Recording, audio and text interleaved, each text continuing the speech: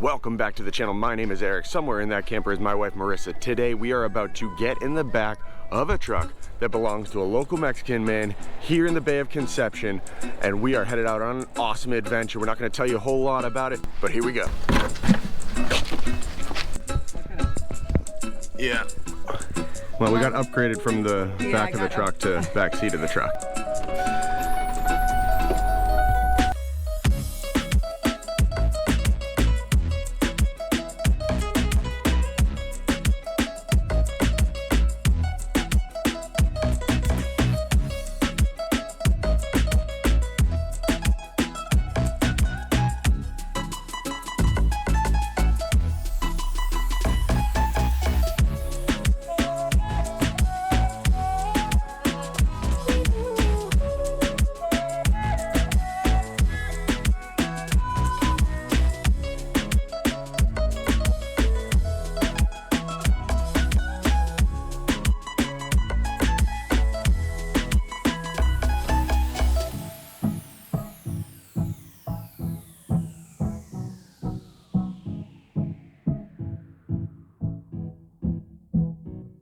So we stopped. This is our second stop on the way to where this guy's taking us for our adventure today.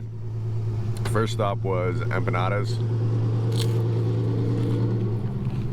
as our lunch. They're delicious.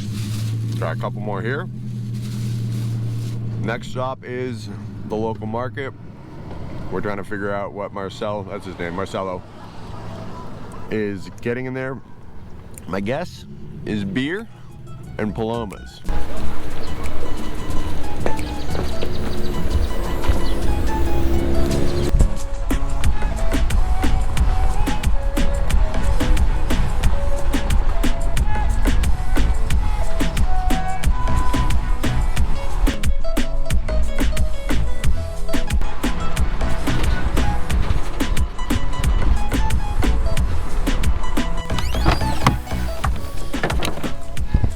Eric from the future here, just wanted to jump on here real quick and tell you guys about our new Patreon page. So we are doing exclusive early releases of videos to Patreon members, adding names to credits.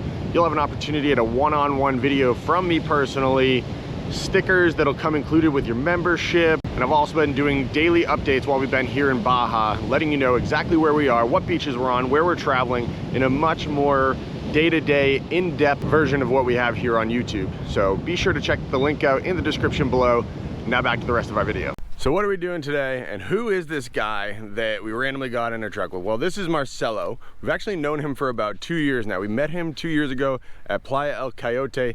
He offers horseback rides, and we took him up on the opportunity to do so. So today, we're getting on some horses, and we're gonna go ride them all over the beach, ride them around Mulege. We don't really have a great idea of what we're doing. Marcelo speaks Spanish, and then I think he understands a lot of English, but it's kind of a charades game between speaking Spanish and English, so we're not fully sure where we're going, but we're going. This should be a lot of fun today.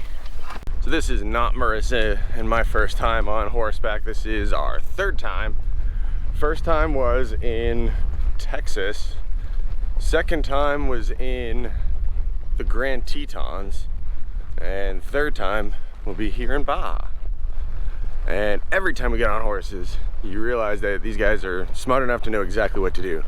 I don't really have to do anything other than sit here and hold on, but he's just gonna follow the other horse in front of him and keep it moving.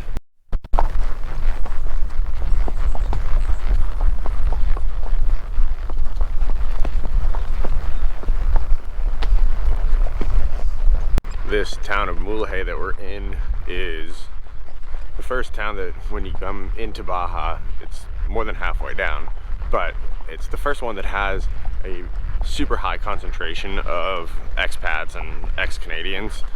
It's the first gringo hub for sure, but it's a beautiful town. And I remember a couple of years ago when we were here, we looked at the idea of land. We just cruised by a little piece of waterfront land. It's probably no more than like a 1/16 of an acre, but 34 grand on the water, has a concrete pad already there.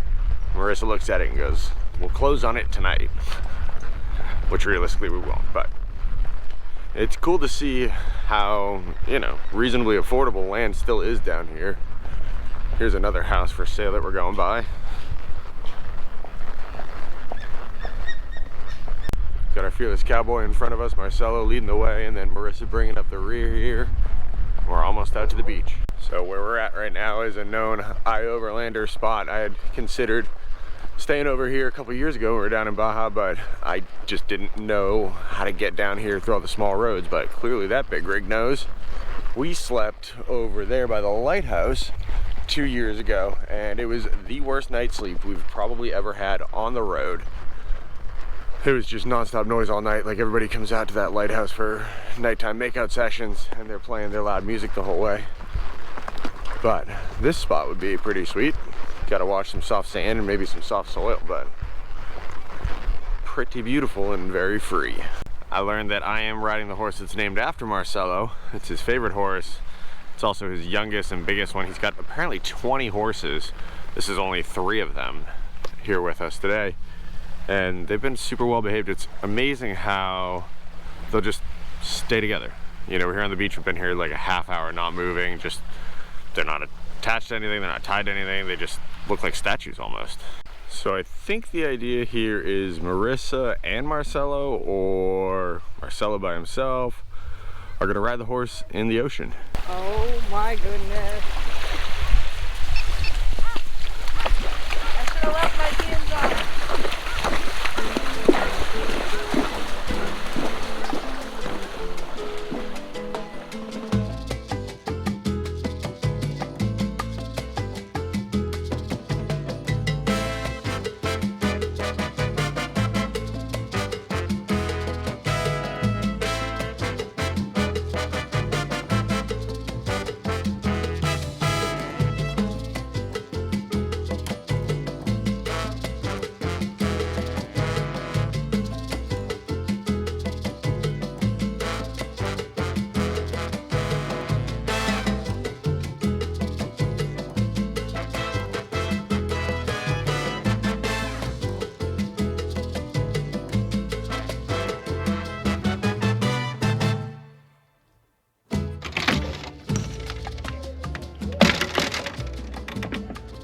Good morning.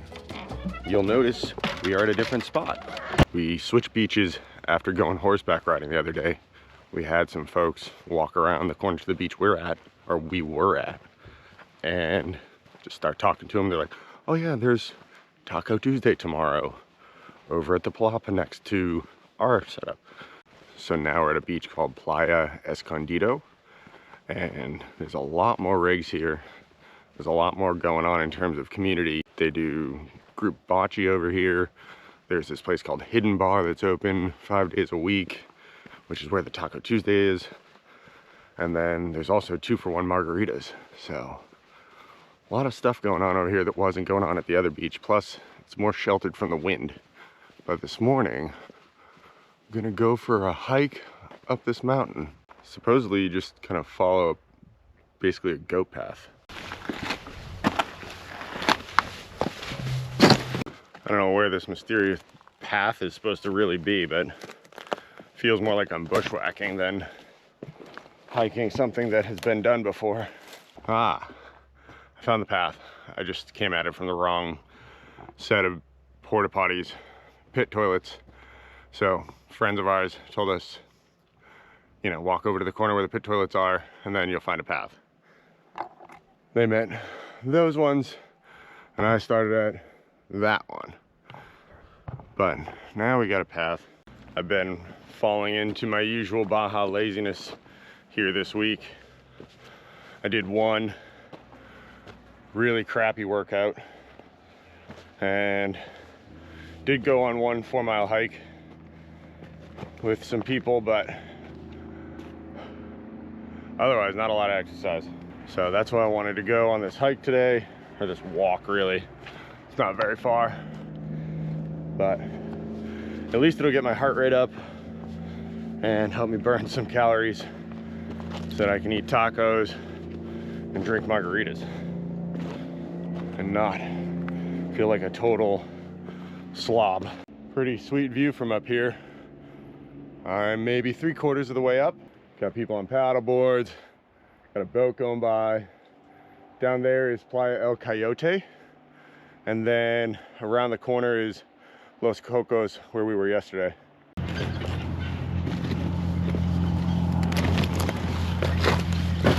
All right, so we're almost at the top here. We got a nice mural of Jesus's mom hanging out. Got some candles there from when people have come up here for a little religious action.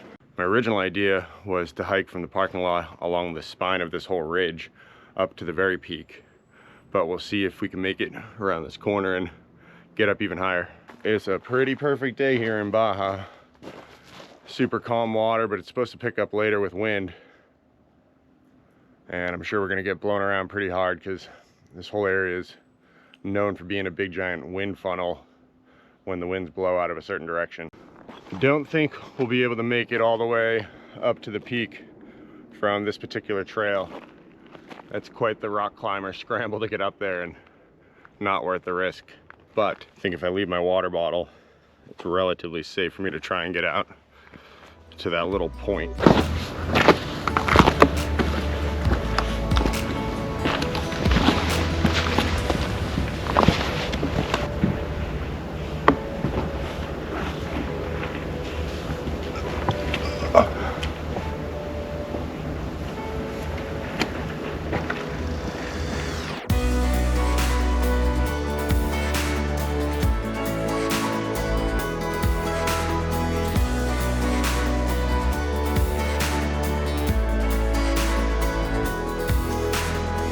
Here's the $1 million view.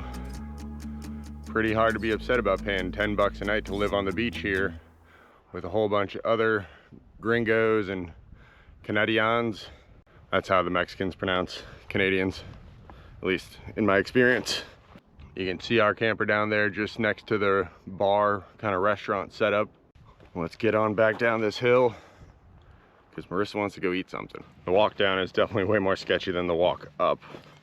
It's nothing but loose rock on this trail, so as your body weight's coming downhill, a lot of things are wanting to slip out from underneath your feet. 10 out of 10, don't recommend if you're not feeling solid on your feet. I almost went down twice. This is what happens with extreme wind down here. Doors blown off. Nice view for your morning poop. So one of the other nice parts about the beach we're at is it's a reasonably short walk over to this, I'll call it gringo community. It's by Pla Escondido, or Pla Escondido, and there's a cute little taco place there. Got burritos, beer, margaritas, all the important things. So we're taking a little walk over there. It's probably maybe a 10-minute walk. Yeah. 3/4 of a mile each way. But then it would have been a little further from the other beach we're on, Los Cocos.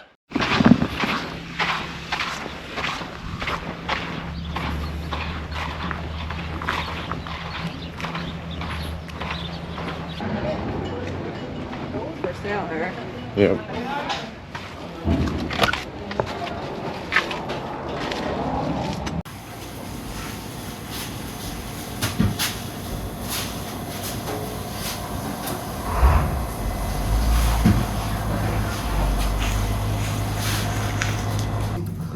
So I got burritos and Marissa got fish tacos.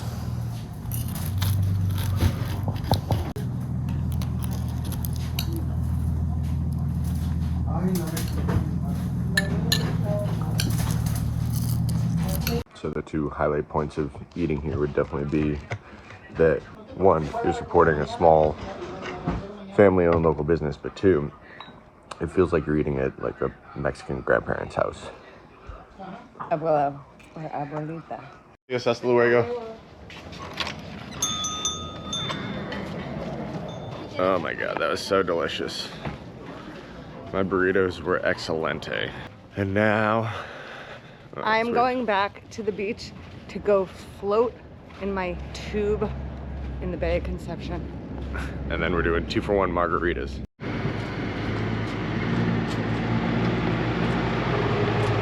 Sweet rig.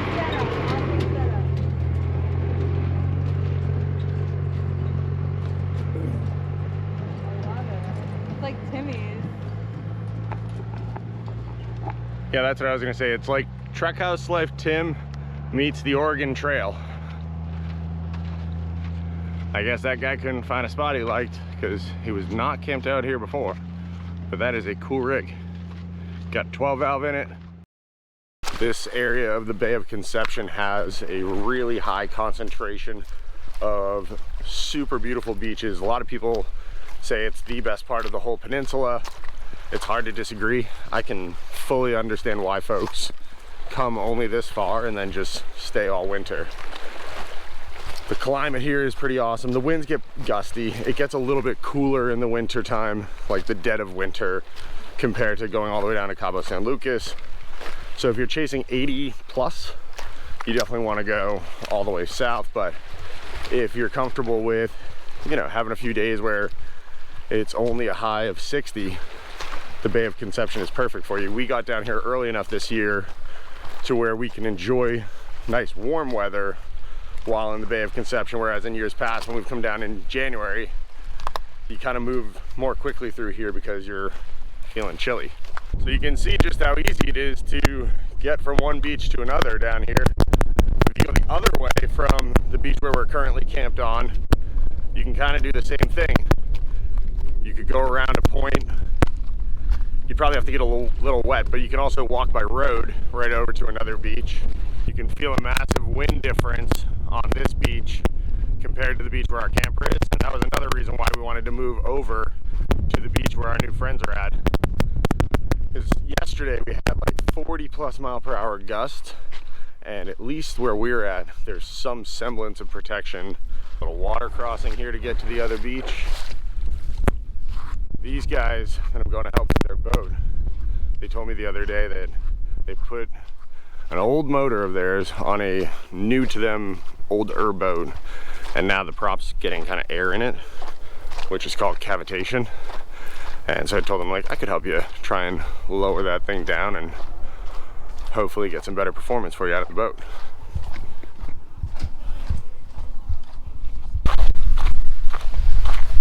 So I just got spoken to by an older Canadian lady who was upset that I was filming and fearful that I'm contributing to the over acceleration of tourism in this area. How do you guys feel? Like, do you think I'm making it worse or better? So I don't know if they're cool with me filming. I gotta ask first, but Guy Gary's already made some progress on getting the motor jacked up so that it's gonna be an easy job for us, hopefully. You see, if you look, these two bolts on this side here, like that. If you look through here, they've got the carriage bolt heads on them. I see. And he tightened it up against that, and it never sealed. Yep. Yeah, so that out doing what you guys are talking about, putting that piece, that plate there will fix it. And then what we were thinking, one of two things. Once you got the plate on, we're going to get it 5 inches wide. Okay. And come down to here. Cool. Yeah, I think that'll be sweet, and that'll do everything you're looking for and give you a better seal. And in theory, you might be able to get away with, like, just like I said, setting it up to where it's... You don't hit the carriage bolt. You don't hit the carriage bolt. Like, I have you guys might have them too, grinder and a cutoff wheel. Yeah. And are you guys getting aluminum or steel? Aluminum. Okay, Aluminum yeah, even better. So soft metal to cut through. So if you wanted to, you know, that would be one way to do it. Well, that just kind of turned into more of a social hour of me hanging out with a bunch of guys that are 40 years older than me, talking about boats and talking about life and talking about the economy and talking about politics, all sorts of fun things. But I guess they're gonna devise some more support systems for the transom of that boat, so I didn't really actually do anything or help. I just kind of had a fun little afternoon with the boys. Well, I guess the only thing left to do today is drink some 2-for-1 margaritas with all these nice people here on the beach.